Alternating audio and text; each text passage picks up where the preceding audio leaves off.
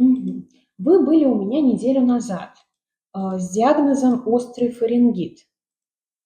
Я правильно понимаю, что подъем температуры тела прошел, но сохраняются боли в горле и кашель. Расскажите, когда они возникают?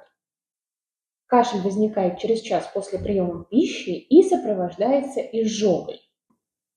Данные симптомы могут быть связаны с заболеванием желудочно-кишечного тракта. Я направлю вас на ФГДС. Это будет необходимо для постановки диагноза.